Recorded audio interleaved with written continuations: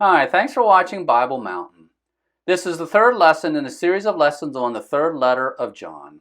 In the first lesson, I talked about why. Why is 3rd John in the Bible? The third letter of John is a letter about how Christians should treat other Christians, particularly Christians who are strangers and Christians who are engaged in evangelism or missionary work. In the second lesson, I talked about the biblical context. 3rd John is the shortest book of the Bible.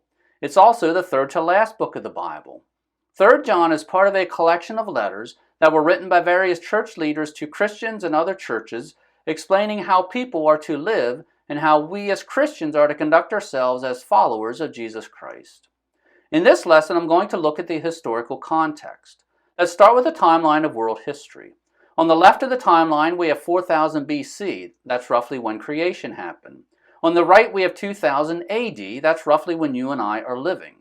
The Old Testament tells us about events that took place from the creation of the world around 4000 BC up to about 400 BC.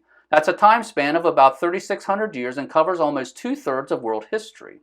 The New Testament tells us about events that took place in the 1st century AD. That is a time span of 100 years. A third letter of John is in the New Testament, so let's take a closer look at the New Testament time period. If we look at the timeline of the New Testament, we have 0 AD on the left and 100 AD on the right. Jesus lived on earth during the first part of the 1st century AD. The birth of Jesus was somewhere around 0 AD. His death, burial, resurrection, and ascension took place somewhere in the mid-30s AD. The earthly life of Jesus is recorded in the New Testament books of Matthew, Mark, Luke, and John. After Jesus rose from the dead and before he ascended to heaven, he told his apostles to go out and tell the world about him. The book of Acts records various things the apostles did to fulfill that commission.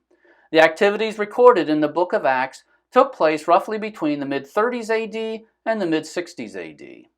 While the apostles were traveling around telling the world about Jesus, some church leaders wrote letters to other churches and other Christians.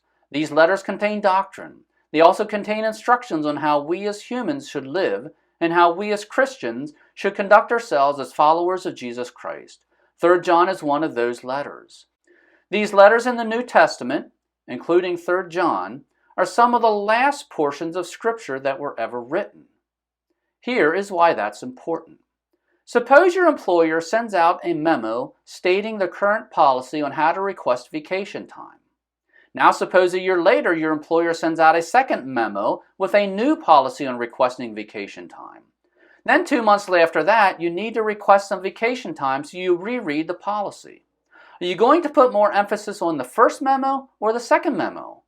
The second memo is more important because the second memo was written later in time and supersedes the first memo. The second memo is the current policy, and that's the procedure you need to follow when requesting vacation time. We have something similar with the Bible. The Bible was written over a period of 4,000 years. During those 4,000 years, there were different times when God changed the rules by which people need to live. So when we read through the Bible, sometimes we see a passage that tells people to behave one way, and then elsewhere in the Bible we see a passage that appears to tell people to behave a different way. How do we know what to do? Well, we need to follow the later portion of Scripture because the later portion of Scripture supersedes the earlier portion of Scripture, just as the later memo from your employer supersedes the earlier memo from your employer. The third letter of John and the other letters that we find in the New Testament are some of the last portions of Scripture that were written. That means these letters have not been superseded by later Scripture.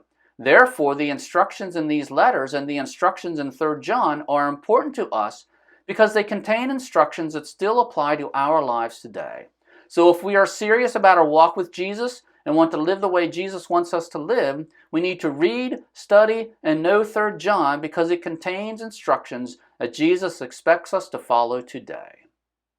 Thanks again for visiting Bible Mountain. I greatly appreciate you spending some of your valuable time watching my videos and reading my articles. The next lesson will explain the geographical context of 3rd John. If you haven't already done so, please join either my email list or my Patreon page in order to make sure you receive that lesson, as well as all of the future lessons in this series. The email list is free.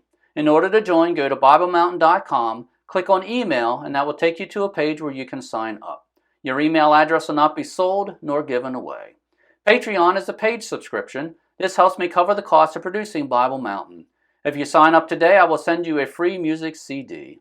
In order to join, go to BibleMountain.com, click on Patreon, and that will take you to a page where you can join. Once again, thank you for watching Bible Mountain.